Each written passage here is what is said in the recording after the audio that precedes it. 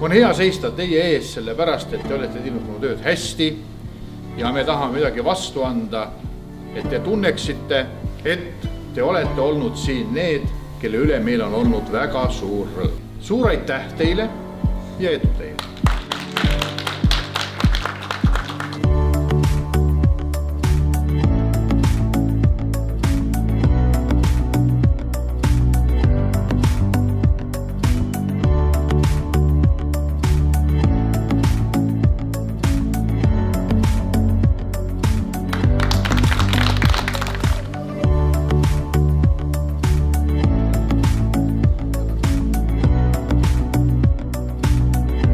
Будущим студентам желаю терпения, усидчивости и, главное, иметь цель впереди.